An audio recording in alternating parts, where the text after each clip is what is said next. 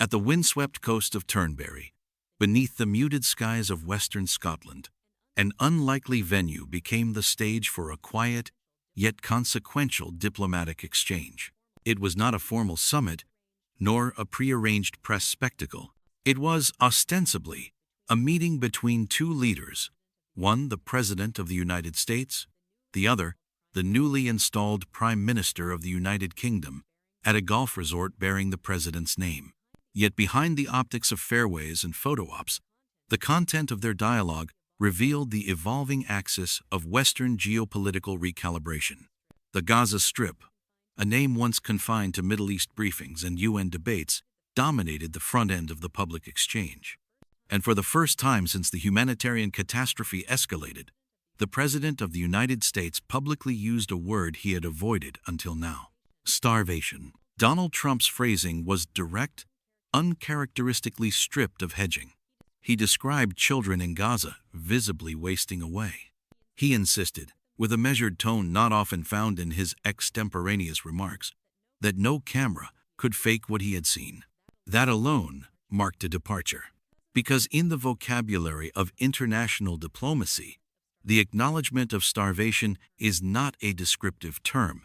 It is a legal threshold. It invokes humanitarian urgency, and it compels political calculation. Alongside him, Prime Minister Keir Starmer did not mince words either. His tone was calibrated to domestic outrage, his rhetoric geared toward a public increasingly unsettled by images of emaciated children and collapsing infrastructure. He called the situation intolerable and echoed a familiar yet urgent refrain that aid must flow, not as a trickle, but in volume and at speed. The pairing of these voices, one from Washington, one from Westminster, signaled a tentative alignment. Yet beneath the alignment lay diverging foundations. For Starmer, the calculus is anchored in optics and domestic moral pressure. For Trump, the framing is more transactional. He spoke not only of suffering, but of logistics, of food stocks and supply chains, of removing physical barriers sometimes manned, sometimes unclaimed, that blocked starving civilians from pallets of aid less than 50 yards away. He spoke of aerial drops, past and future, of working alongside the British. They have done that for 100 years very well, he remarked. There was no reference to multilateral institutions, no appeal to UN mechanisms. Instead, it was a bilateral improvisation centered around control of food, movement, and terrain. In this subtle divergence lies a broader signal that the United States, under Trump's renewed leadership, is shifting its humanitarian strategy away from coalition consensus and toward unilateral execution, albeit with chosen partners. Britain, for its part, finds itself caught between that improvisation and a European Union increasingly vocal about formal recognition of a Palestinian state. Thus, the Turnberry statements marked more than policy pronouncements. They exposed a widening fault line across the Western alliance on how to define and resolve the Gaza equation. And that rift would become more pronounced as the conversation turned from humanitarian corridors to the harder calculus of war, hostages, and military coercion. In moments of geopolitical theater, language often serves as a proxy for intent. When President Trump turned to the matter of hostages, the tone of his remarks sharpened, but the clarity dimmed. He stated the number flatly, 20 remaining hostages still alive. Then he added a sentence that carried implications far beyond its simplicity. Hamas is not going to negotiate anymore, so we have to do something different. It was neither a threat nor a promise, but it was unmistakably a signal. Observers familiar with American doctrine would have noted the phrasing. Something different in this context is a linguistic placeholder used to test the boundaries of public tolerance for covert or kinetic action. He spoke of alternatives, some, in his words, very energetic, ruthless, or violent. Yet he stopped short of detailing any military plan, any operational framework, or even diplomatic parameters for what that something might entail.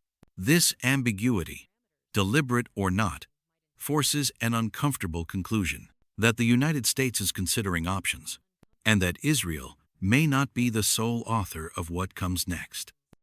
Prime Minister Netanyahu remains a pivotal figure in this equation. Trump, in his remarks, confirmed ongoing discussions with the Israeli leader, but he did not echo Netanyahu's justifications. Instead, he reframed the problem. The issue was no longer Hamas alone, but the broader paralysis created by static lines, humanitarian obstruction, and diminishing returns. Trump acknowledged, perhaps for the first time with this level of candor, that the current strategy had stalled, that the logic of siege was now colliding with the optics of starvation. This is not a shift born of moral awakening.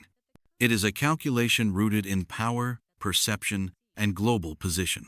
Because for the United States, the Gaza conflict is not merely a humanitarian crisis.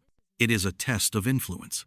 Washington's ability to compel Israel, to restrain Hamas, to satisfy European allies, and to deny China and Russia the narrative advantage is measured not in rhetoric, but in results.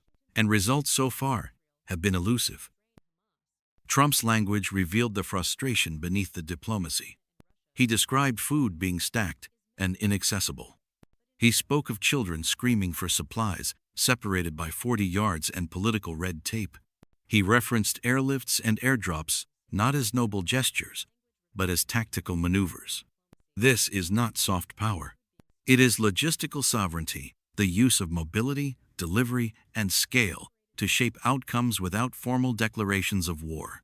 Yet the hostage issue remains the sticking point, and it is one that Israel holds tightly, not only as a matter of national security, but as a strategic anchor in its dialogue with Washington.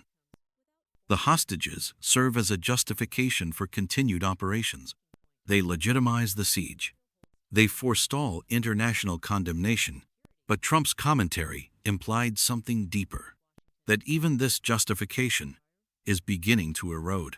His rhetoric suggested impatience with Israel's intransigence, not hostility, but fatigue. And in geopolitical terms, fatigue is often the precursor to policy shift.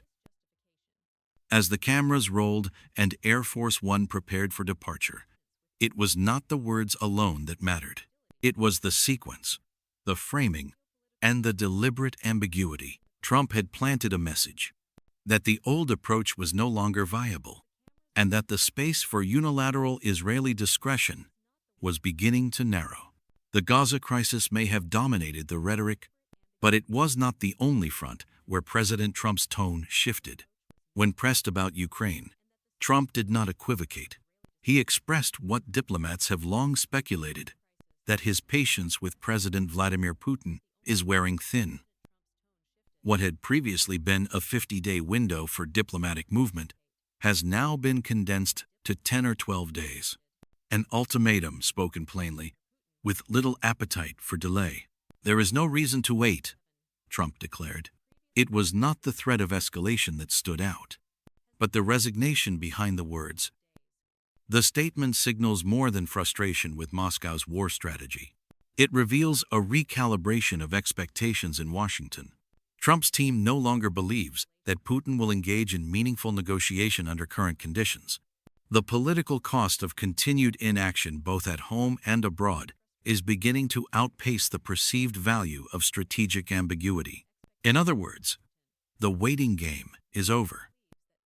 But what does severe tariffs mean in this context? Not traditional sanctions, those have already been applied in waves.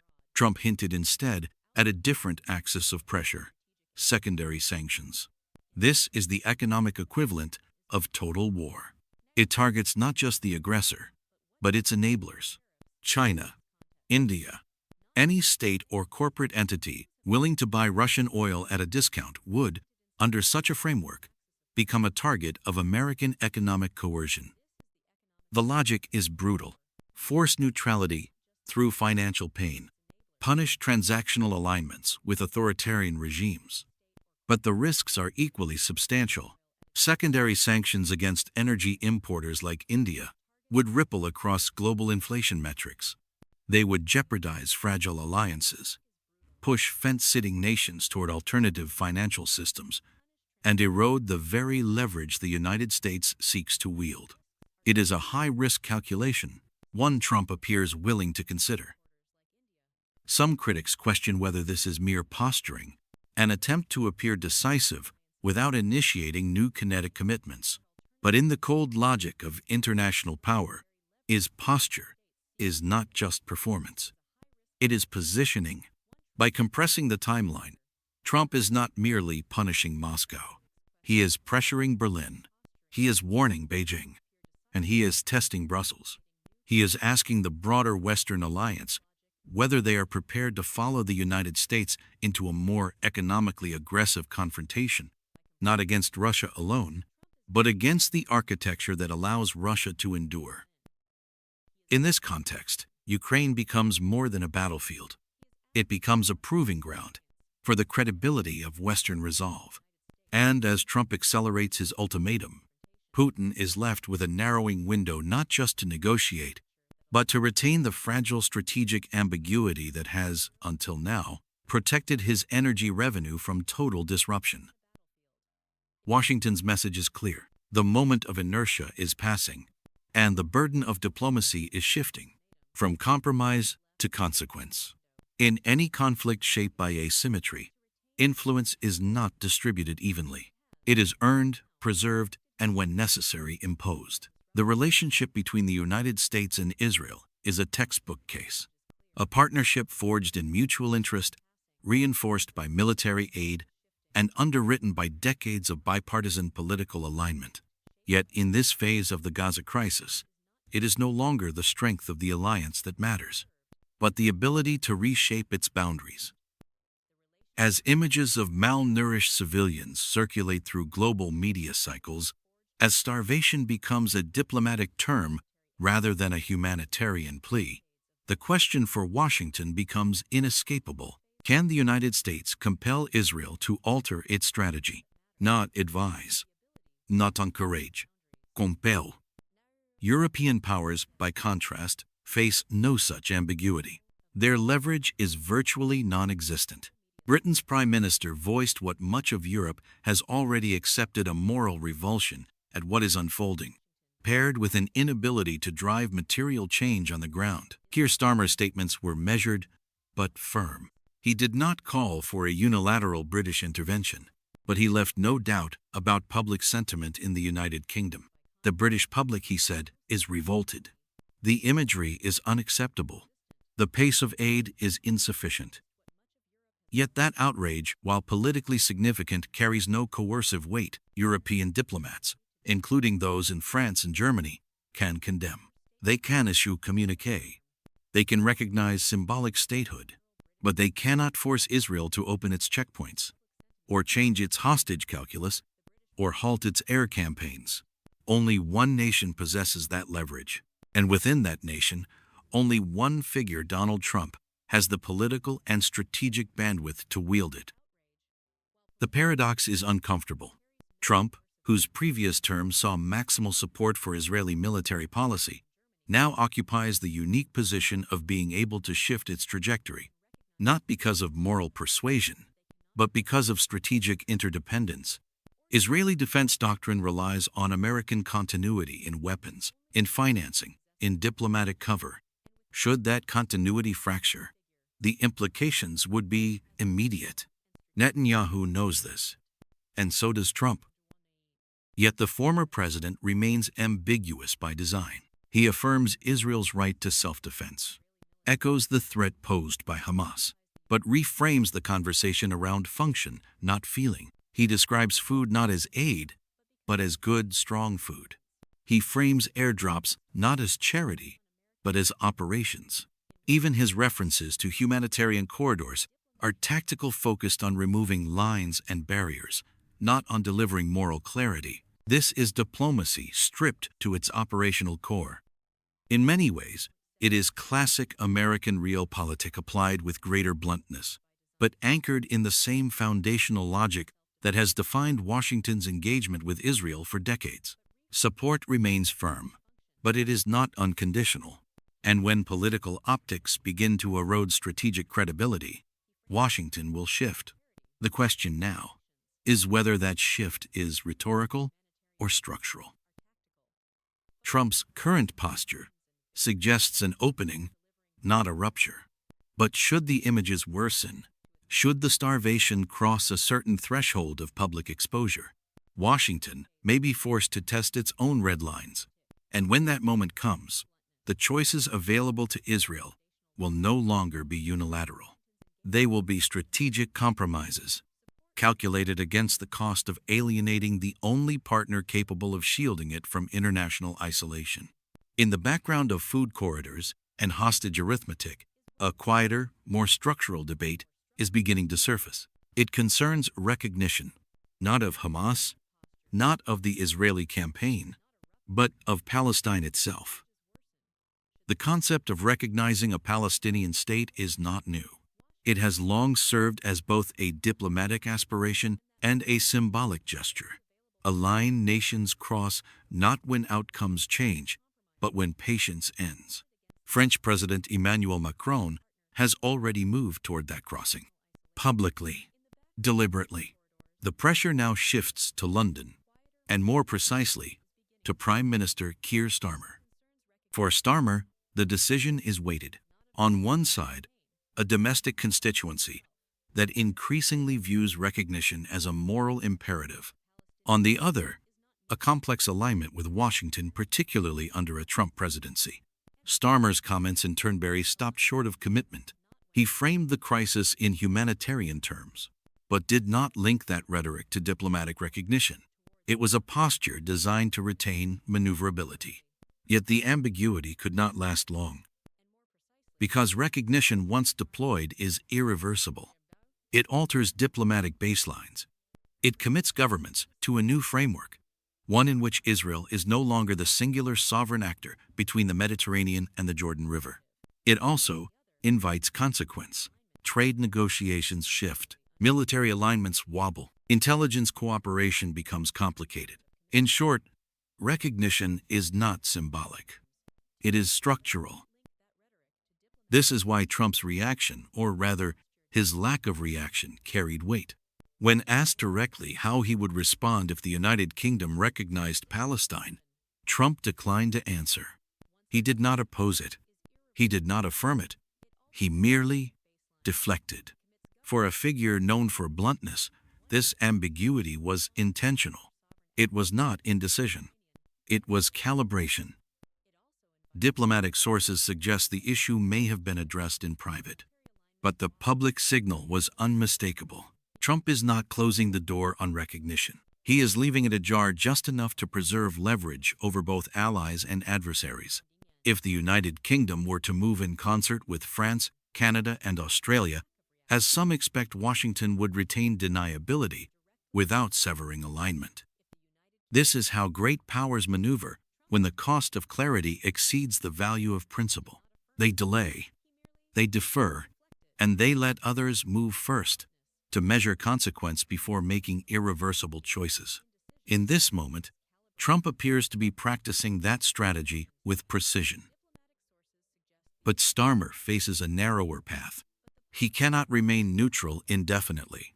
If Macron moves, if public pressure mounts, if coordination with Commonwealth allies accelerates, then delay becomes defiance. And at that point, recognition is no longer a question of timing. It becomes a test of Western coherence, a test with implications that extend well beyond the boundaries of Gaza. As the Gaza crisis deepens and Ukraine remains unresolved, another, more subtle transformation is underway. The structure of the Western alliance, once defined by consensus, is beginning to fracture along strategic lines. What was once multilateral coordination is being replaced by bilateral calculation. And nowhere is this shift more apparent than in the divergent approaches of the United States and the European Union. Under President Trump's leadership, Washington no longer views European diplomacy as the primary channel of legitimacy. It views it as a secondary lane, useful when aligned, expendable when obstructive.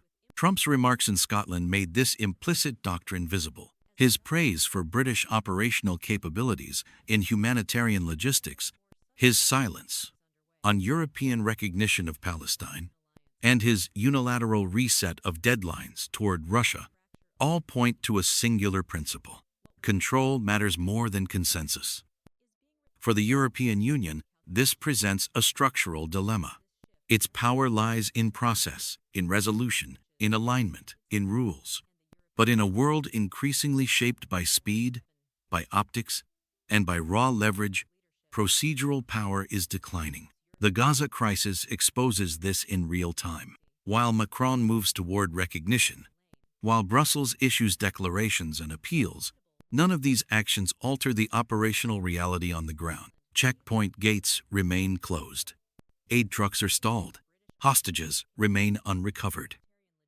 The mechanisms of Geneva, of The Hague, of New York, have become background noise to a conflict defined by improvisation and asymmetry. The United Nations has offered statements, but no enforcement, no deployment, no consequence. NATO, though geopolitically relevant, has no mandate in Gaza. Its silence is structural, not political. And the European Union, fragmented by internal divergence and rising nationalist currents, has little appetite for confrontation with Washington or Jerusalem. This leaves a vacuum, one increasingly filled by unilateral actors. Trump's America is not disengaged. It is assertively detached from the constraints of consensus. Aid is delivered not through pooled global mechanisms, but through national airlifts. Sanctions are applied not collectively, but through layered American instruments of coercion. Diplomacy is conducted not in Brussels, but on golf courses in Western Scotland. Critics call this regression. Supporters call it realism. But the effect is unmistakable. The old model, one of post-war institutions, shared burdens, and international law, is being replaced by a new mode of influence, rooted in direct action, immediate leverage, and tactical ambiguity. Gaza is not just a humanitarian crisis. It is a case study in the limitations of multilateralism. In this landscape, power accrues not to those who build consensus, but to those who can alter facts on the ground, and in that metric, only a few actors remain decisive: the United States, Israel, Russia, China,